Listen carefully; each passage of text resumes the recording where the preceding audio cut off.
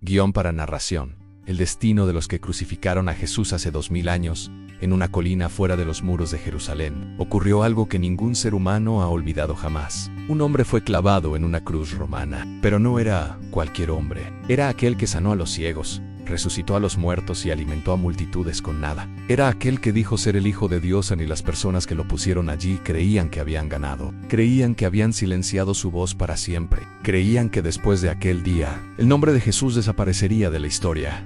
Estaban muy equivocados.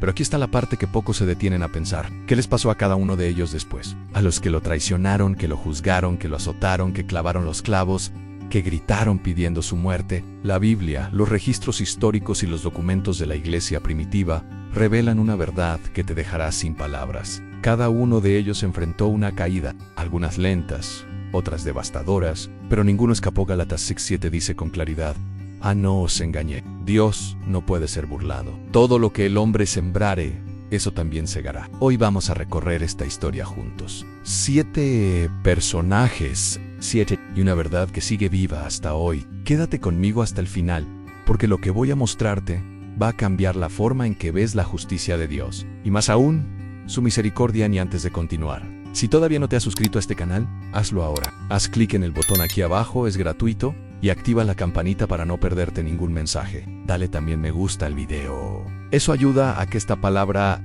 llegue a más personas que necesitan escucharla. Empecemos. El primero es Judas Iscariote. El nombre que se convirtió en sinónimo de traición a Judas no era un enemigo de Jesús. Era uno de los 12 discípulos elegidos personalmente por él. Vivió al lado de Jesús durante años. Comió con él, viajó con él, vio milagros que ningún ojo humano había presenciado jamás. Vio a ciegos de nacimiento recuperar la vista. Vio a leprosos ser sanados en una fracción de segundo. Vio a Lázaro salir de la tumba después de 4 días muerto. Escuchó el sermón del monte, vio a Jesús calmar una tormenta con una sola palabra, y aún así, eligió traicionar. Mateo 26. Nos dice que Judas fue a los principales sacerdotes y hizo una pregunta fría y calculada: ¿qué me queréis dar?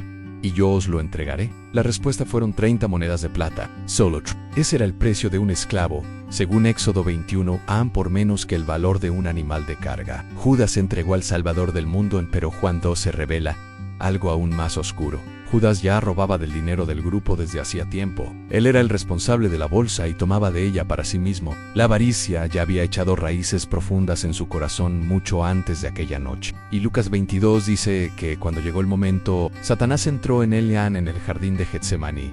En la oscuridad de la noche, Judas apareció guiando una multitud armada. ¿Y cómo identificó a Jesús ante los soldados? Con un gesto de afecto usado como arma. Jesús lo miró y le dijo: Judas, con un beso entregas al Hijo del Hombre. La traición se consumó, pero lo que vino después fue devastador. Cuando Judas supo que Jesús había sido condenado a muerte, el peso de lo que había hecho lo aplastó. Mateo 27 dice que sintió remordimiento, devolvió las 30 monedas a los sacerdotes y confesó: pequé entregando sangre inocente. Los sacerdotes, que lo habían usado como instrumento, respondieron con frialdad: ¿a nosotros qué? Allá tú. Judas arrojó las monedas en el templo y salió. Después se quitó la vida. En el libro de Hechos añade un detalle perturbador: su cuerpo cayó de cabeza en un precipicio y se destrozó en las piedras de abajo. El lugar fue llamado Aceldama, el campo de sangre. Las 30 monedas que no pudieron salvar su alma fueron usadas por los sacerdotes para comprar aquel terreno, cumpliendo exactamente la profecía de Zacarías, escrita siglos antes. Judas anheló dinero y cosechó desesperación. Caminó al lado de Jesús durante años y nunca dejó que Jesús entrara verdaderamente en su corazón. Su historia es una de las advertencias más poderosas de la Biblia. Puedes estar cerca de Jesús sin pertenecerle. Puedes conocer la palabra sin dejar que ella transforme quién eres.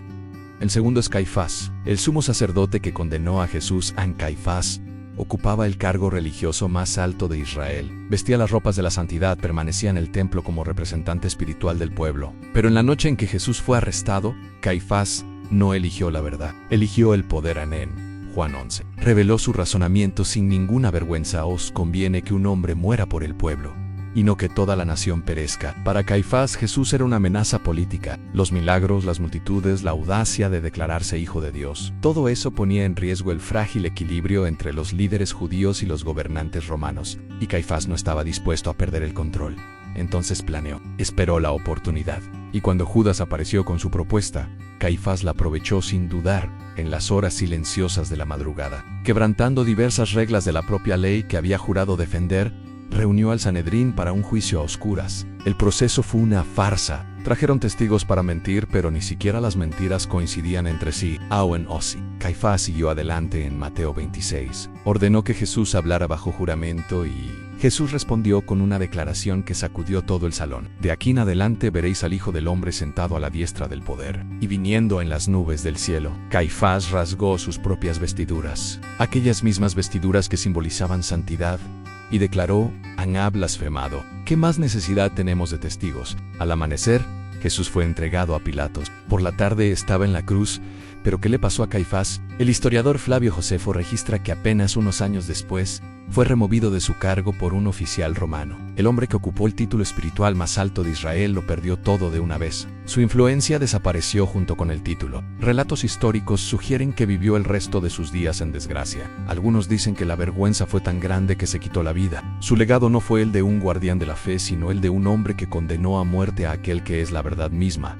El tercero es Anás, el hombre que operaba en las sombras, era suegro de Caifás y había sido sumo sacerdote antes que él. Roma le había retirado su título oficial, pero Anás no cedió el control. Cuando los soldados arrestaron a Jesús en el jardín, antes de llevarlo a cualquier juicio formal, lo condujeron primero a Anás. Juan 6:13 de la tarde lo explica claramente. Porque Anás aún movía los hilos detrás de todo, en 5 de sus hijos también sirvieron como sumos sacerdotes, además del propio yerno Caifás. El sacerdocio se había convertido en un imperio familiar, y Anás estaba en la cima de esa pirámide de poder cuando interrogó a Jesús. Fue directo y calculador, pero Jesús no cedió a la presión. Respondió con calma: «Yo siempre he enseñado en público. ¿Por qué me preguntas a mí? Pregunta a los que me han oído». No era la respuesta que Anás esperaba. Entonces lo envió a Caifás para que comenzara el juicio oficial. En la Biblia no registra el fin de Anás, pero la historia así lo hace. Cuando la gran guerra entre judíos y romanos estalló en el año 66 después de Cristo, la familia de Anás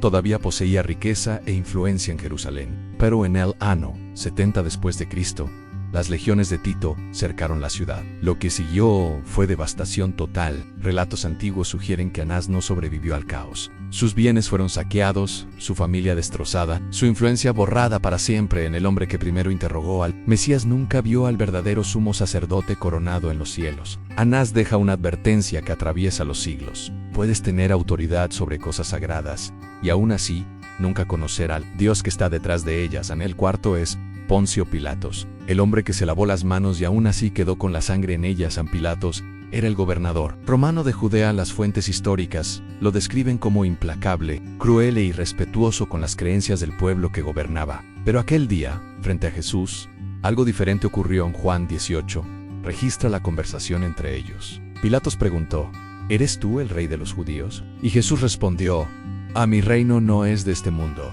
Para esto he nacido, para dar testimonio de la verdad». Pilatos quedó perturbado. Sabía que Jesús era inocente. Lo declaró no una, no dos, sino 3 veces ante la multitud. En Lucas 23 dijo claramente: «Ningún delito digno de muerte he hallado en él». Pero los líderes religiosos habían agitado a la multitud, y los gritos se hacían cada vez más fuertes. Y cuando lo presionaron diciéndole: «Si a este sueltas, no eres amigo de César», la balanza se inclinó. Su carrera política pesó más que la justicia. Matteo 26 registra el momento más simbólico y al mismo tiempo más vacío de la historia. Pilatos pidió una palangana con agua y se lavó las manos ante todos, diciendo: «An inocente soy yo de la sangre de este justo». Pero lavarse las manos no borró la culpa. La sentencia fue dictada. Jesús fue azotado, burlado y enviado a morir. En el escritor cristiano Eusebio registra que el gobierno de Pilatos terminó en desgracia. Alrededor del año 36 después de Cristo, tras reprimir mal otra revuelta, fue convocado a Roma para explicarse ante el emperador Tiberio. Antes del juicio, Tiberio murió. El nuevo emperador Calígula lo destituyó y lo exilió. Eusebio gelatau que Pilatus, consumido por la vergüenza y la desesperación, se quitó la vida. Hasta hoy, cada vez que un cristiano recita el credo de los apóstoles, el nombre de Pilatos es pronunciado, no como honor, sino como registro eterno de quien eligió la conveniencia en lugar de la verdad. Su vida nos enseña algo que no podemos ignorar. Elegir el silencio frente a la verdad también es una elección, y esa elección puede resonar para siempre El quinto es Herodes Antipas, el rey que se burló al hijo del mismo Herodes que mandó matar a los niños de Belén tras el nacimiento de Jesús. Antipas gobernaba Galilea. Fue él quien encarceló a Juan el Bautista y luego ordenó su cabeza en una bandeja por culpa de una danza en una fiesta. Y fue ante el que Jesús guardó silencio total. A Lucas 23 describe la escena. Herodes estaba emocionado de ver a Jesús, esperando que realizara algún milagro para entretener a la corte. Pero Jesús no dijo una sola palabra. Entonces Herodes, junto con sus soldados, comenzó a burlarse. Le pusieron una túnica espléndida. Se rieron, se mofaron y lo enviaron de regreso a Pilato. Para Herodes, Jesús era una curiosidad, un espectáculo.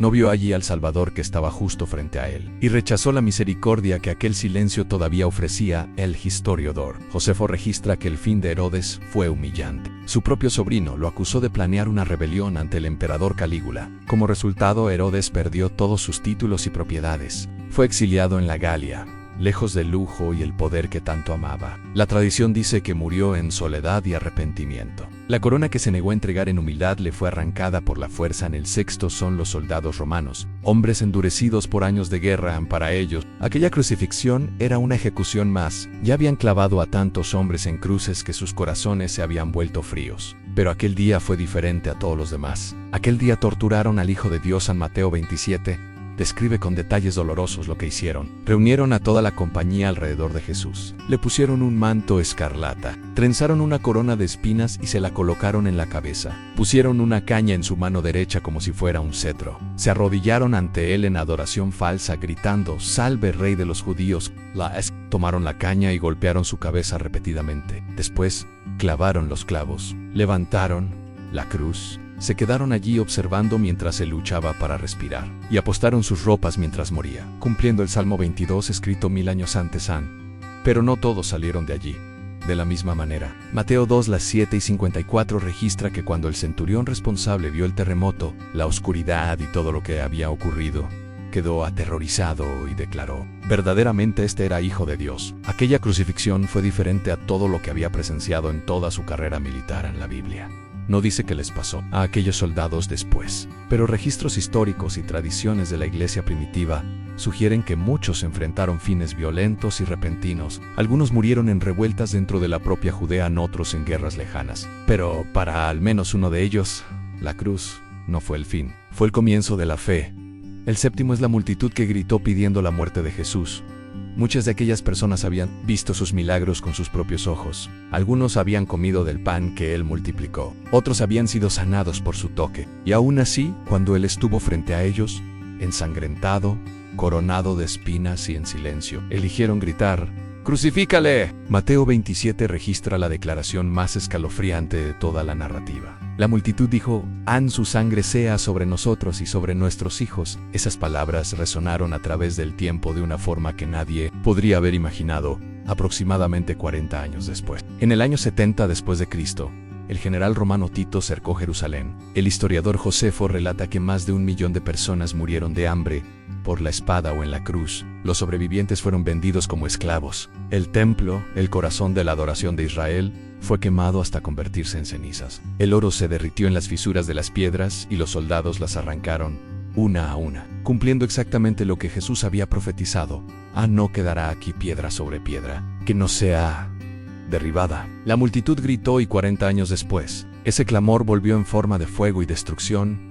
Pero aquí es donde la historia cambia de dirección por completo, porque incluso colgado en la cruz, sangrando, luchando para respirar, rodeado de odio por todos lados, Jesús miró cada uno de esos rostros y oró. Lucas 11:34 de la noche registra las palabras que cambiaron la eternidad. Padre, perdónalos porque no saben lo que hacen. Piensa en eso por un momento. Los que lo golpearon, los que le escupieron, los que clavaron los clavos, los que gritaron pidiendo su muerte. Por esos mismos oró él, y esa oración no fue en vano.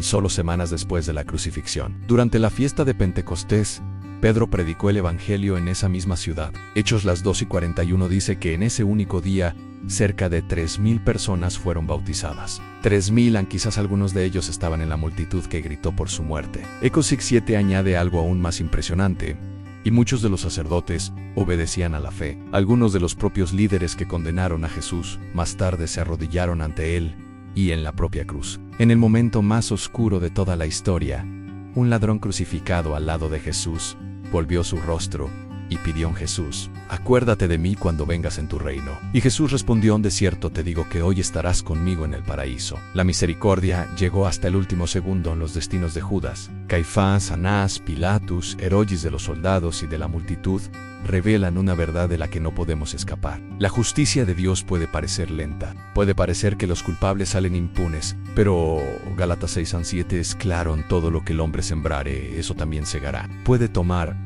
años, puede tomar décadas, pero nadie, absolutamente nadie, escapa. En Judas cosechó desesperación. Caifás vio su poder derrumbarse. Anás lo perdió todo. Pilatos fue exiliado y destruido. Herodes terminó en soledad y vergüenza. Los soldados enfrentaron fines violentos. El pueblo vio su ciudad quemada. Pero la cruz de Jesús no es solo un símbolo de justicia, es el mayor símbolo de misericordia que el mundo haya visto jamás. Todo imperio que intentó borrar el nombre de Jesús ya ha desaparecido. Todo gobernante que quiso silenciar su mensaje ya pasó, pero el nombre de Jesús sigue siendo pronunciado en todos los idiomas, en todos los rincones del mundo. 2000 años después, y aquí está la verdad más importante de todo lo que escuchaste hoy. Esa misma invitación que se extendió al ladrón en la cruz todavía está abierta para ti ahora mismo. Hebreos 9:27 dice: está establecido para los hombres que mueran una sola vez, y después de esto, el juicio. Un día ese momento llegará para cada uno de nosotros. No esperes hasta que sea demasiado tarde. No arriesgues tu eternidad. El mismo Jesús que oró por sus enemigos mientras era crucificado todavía intercede por ti hoy. La misma gracia que acogió a un ladrón moribundo en una cruz puede acogerte a ti ahora mismo. Todo lo que Él pide es que vengas a Él con sinceridad, sin hesitación y sin mirar atrás. Si este mensaje tocó tu corazón, dale me gusta al video ahora y compártelo con alguien que necesite escuchar esto. Puede ser esa persona que está lejos de Dios, que está en duda, que está al límite. Esta palabra puede llegar a ella a través de ti. Y si todavía no te has suscrito al canal Fe y Vida, Mensajes de la Palabra de Dios, haz clic en el botón aquí abajo, activa la campanita y forma parte de esta corriente de enseñanzas directamente de la Palabra de Dios. Cada semana hay un nuevo mensaje esperándote aquí en los comentarios. Cuéntame, ¿aceptas la misericordia de Dios o prefieres enfrentar su justicia? Quiero leer lo que piensas. La justicia de Dios es cierta, pero su misericordia también es para todos los que se vuelven a Él. Shalom, y hasta el próximo video.